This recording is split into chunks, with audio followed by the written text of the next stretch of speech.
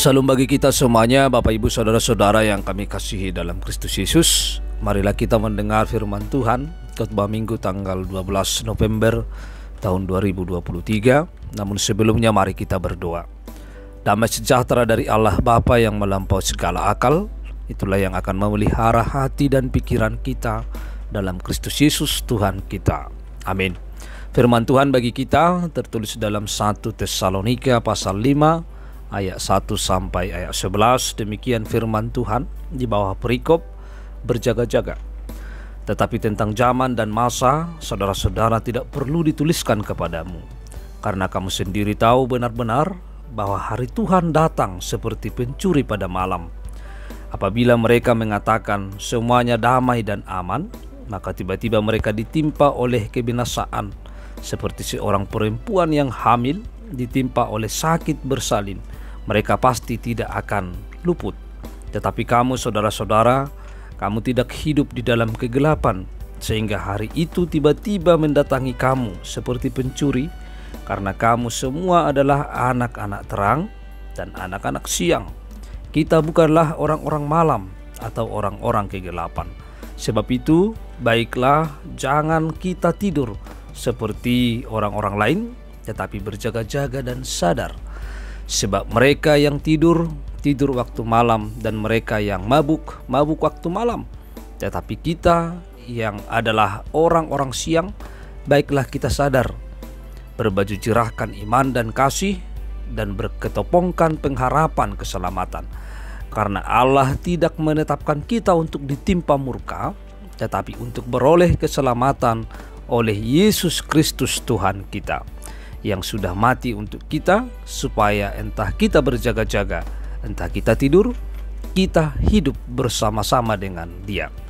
Karena itu, nasihatilah seorang akan yang lain, dan saling membangunlah kamu seperti yang memang kamu lakukan.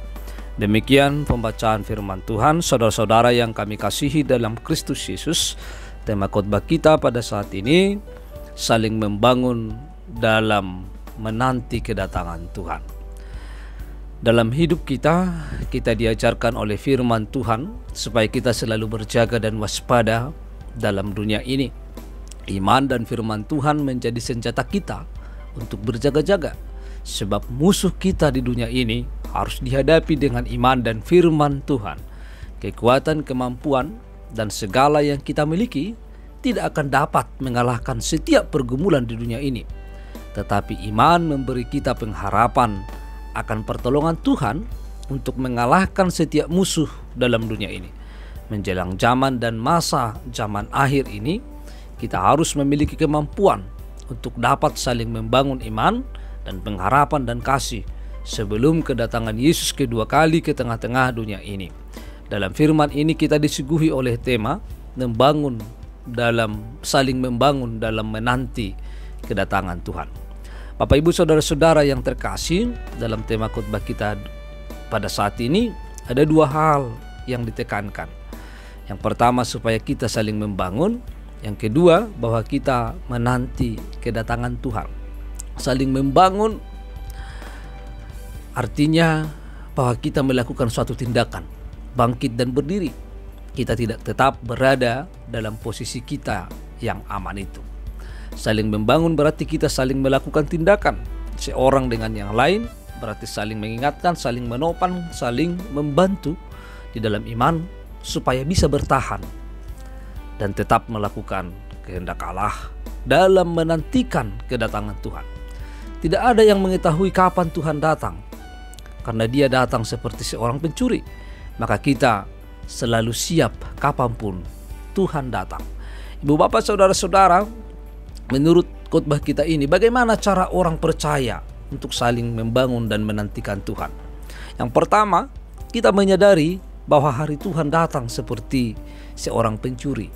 Itu yang dituliskan tadi dalam ayat 2. Seorang pencuri tidak akan memberitahukan apa dan kapan, di mana dia akan mencuri.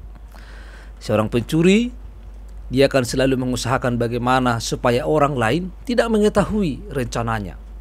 Demikian juga tentang hari Tuhan, bahwa Dia datang seperti seorang pencuri.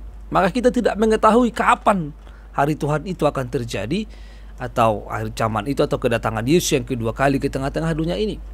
Apa yang disampaikan oleh Rasul Paulus tentang hari Tuhan? Rasul Paulus mengaitkannya dengan kedatangan Kristus kembali, yaitu kedatangan Yesus kedua kali untuk menghakimi manusia dan merampungkan kerajaan Allah. Yesus mengatakan dia datang kembali untuk membawa orang yang setia kepada Allah setelah ia menyediakan tempat di surga. Dalam surat-surat Paulus juga melukiskan kedatangan kembali Kristus saat umat Kristus akan dibangkitkan kepada kehidupan. Kristus akan membinasakan segala kuasa dan kekuatan yang melawan Allah dan akan memerintah selama-lamanya. Tentang hari Tuhan ini, tidak ada seorang pun yang mengetahui selain Allah. Oleh karena itu, kita harus benar-benar sadar bahwa hari Tuhan itu kita tidak tahu kapanpun itu. Tetapi yang penting bagi kita bahwa kita menyadari bahwa Tuhan pasti datang ke tengah-tengah dunia ini sebagai hakim tengah-tengah dunia ini. Maka sebelum dia datang, maka kita harus sadar betul bahwa kedatangan Tuhan itu tidak ada seorang pun yang mengetahui. Lalu yang kedua yang dapat kita lihat, bagaimana cara kita saling membangun dan saling menantikan Tuhan. Yang kedua, tidak hidup dalam kegelapan, tetapi menjadi anak-anak terang. Kita tidak hidup dalam kegelapan. Gelap dan terang tidak akan pernah bisa bertemu. Ini akan selalu berlawanan. Tetapi yang perlu kita ketahui bahwa tidak pernah gelap menang melawan terang. Terang akan selalu menang melawan gelap. Gelap dan malam menunjuk pada tempat-tempat dan penderitaan. Atau gelap ini juga menunjukkan kebodohan. Para musuh Allah disebut para penguasa kegelapan. Dan mereka yang tidak melakukan kehendak Allah akan dicampakkan dalam kegelapan. Oleh karena itu, orang-orang yang hidup dalam kegelapan berarti mereka yang melawan kehendak Allah. Mereka yang disebut adalah orang-orang yang bodoh, yang hidup sesuai dengan kehendak hatinya. Dia tidak mau melakukan firman Allah, dia tidak mau hidup di dalam terang, dia tidak mau hidup di dalam firman Allah. Tetapi orang-orang yang hidup dalam kegelapan ini orang-orang yang selalu melakukan dosa, orang-orang yang melakukan kejahatan, orang-orang yang selalu melawan kehendak Allah. Berbeda dengan anak-anak terang. Terang siang digunakan untuk melukiskan Allah atau firman Allah. Orang atau yang menyingkapkan kebenaran Allah. Anak terang mereka hidup oleh firman Allah. Orang yang takut melakukan dosa, orang yang takut kepada dosa dalam hidupnya. Dia tidak mau melakukan dosa dalam kehidupannya. Dia selalu berusaha bagaimana supaya dia mampu mengalahkan dosa dalam kehidupannya. Oleh karena itu anak-anak terang ini orang-anak yang telah menerima firman Tuhan, anak-anak yang telah menerima Tuhan sebagai juru selamatnya di dalam setiap kehidupannya. Maka hidupnya adalah hidup dalam firman Allah. Maka firman Allah menjadi kesukaannya, firman Allah menjadi penerang dalam hidupnya. Sehingga hidupnya terang, hidupnya tidak ada yang tersembunyi di hadapan Allah, karena dia adalah pelaku-pelaku firman Allah dalam setiap kehidupannya. Maka yang kedua ini, bahwa setiap orang untuk menantikan kedatangan Allah, dia harus dapat menjadi anak-anak terang. Dan yang ketiga, supaya kita tetap berjaga-jaga dan waspada. Ini ayat 6 sampai ayat 8. Saudara-saudara, apa yang kita pergunakan untuk berjaga-jaga dalam dunia ini? Berjaga-jaga yang dimaksudkan bukan seperti sapam, tetapi kita selalu siap. Kapanpun Tuhan datang, kita siap. Apa yang kita gunakan untuk berjaga-jaga? Sebelum Tuhan datang tentu akan sangat banyak gangguan, akan sangat banyak yang mau melenyapkan kita, akan sangat banyak kuasa-kuasa kegelapan yang mau merongrong iman kita supaya kita tidak percaya kepada Tuhan. Maka yang perlu kita gunakan untuk berjaga-jaga yaitu iman dan firman Allah. Setiap kita sebagai anak-anak Tuhan, kita harus tetap percaya, beriman kepada Tuhan, dan untuk melawan semua kuasa-kuasa kegelapan di tengah-tengah dunia ini, supaya kita menggunakan firman Allah. Maka tiga hal yang disampaikan dalam firman ini, di dalam berjaga-jaga ini, bahwa kita harus memperlengkapi diri kita dengan iman, pengharapan, dan kasih kepada Tuhan dan sesama manusia. Iman kita berarti kita menggantungkan segala sesuatu kepada Tuhan, menggantungkan kepercayaan kita kepada Tuhan. Kita harus tetap beriman dan percaya kepada Tuhan dalam setiap hidup kita, dan kita akan menggunakan firman Tuhan dalam segala kehidupan kita. Maka segala pergumulan, segala tantangan, segala godaan, maka kita akan lawan dengan firman dan iman. Dan yang kedua, dengan iman, maka kita akan berpengharapan kepada Tuhan. Pengharapan kita kepada Tuhan bahwa Tuhan akan menolong kita, Tuhan akan memenangkan kita, Tuhan akan senantiasa menutup bungkus kita supaya kita mampu mengalahkan setiap musuh di tengah-tengah dunia ini. Maka pengharapan kita bahwa Tuhan pasti akan menolong kita. Dan yang ketiga, bahwa kita memiliki kasih. Kita mengasihi Tuhan Allah dengan setia, dan kita juga mengasihi sesama manusia kita, sesama manusia di tengah-tengah dunia ini. Kasih adalah merupakan hal yang paling besar yang disampaikan oleh Rasul Paulus. Iman dan pengharapan dan kasih, tetapi yang paling besar diantaranya adalah kasih. Kasih kita kepada Allah harus kita senantiasa asah, supaya kasih itu senantiasa bertumbuh dan semakin besar, sehingga kita tetap setia kepada Tuhan walaupun harus menghadapi berbagai pergumulan. Di tengah-tengah dunia ini, bahwa kita akan menghadapi banyak sekali persoalan. Di tengah-tengah dunia ini, kegelapan tidak akan senang akan segala kesetiaan kita kepada Tuhan.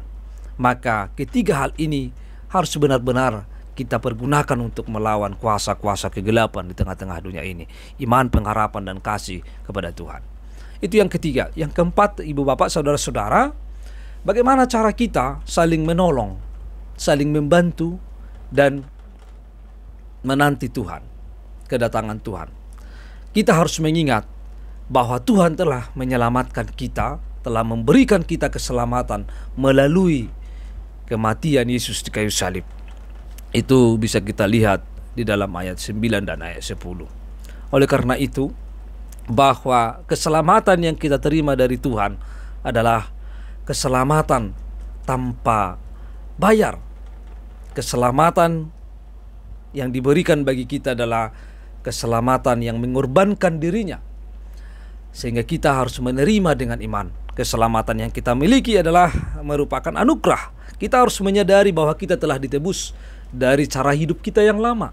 Kita telah hidup dalam hidup yang baru, kita telah hidup dalam Yesus Kristus, dan kita harus menyadari bahwa keselamatan yang Tuhan berikan bagi kita ini harus kita tetap jaga, dan harus kita tetap bertahan setia sampai kedatangan Yesus kedua kali. Karena itu kesetiaan kita akan tunjukkan entah apapun yang kita lakukan dalam firman ini. Yang dikatakan tadi, yang sudah mati untuk kita, yaitu Yesus, supaya entah kita berjaga-jaga, entah kita tidur, kita hidup bersama-sama dengan Dia. Maka apapun yang kita lakukan, maka hidup kita bersama-sama dengan Yesus. Lalu yang terakhir dalam firman ini, dalam ayat 11, karena itu nasihatilah seorang akan yang lain, dan saling membangunlah kamu seperti yang memang kamu lakukan. Artinya di tengah-tengah kehidupan ini, kita sebagai orang yang percaya kepada Tuhan, kita tidak boleh hidup egois, tetapi kita harus saling membangun, saling menopang satu dengan yang lain, saling mengasihi satu dengan yang lain, supaya kita sama-sama kuat.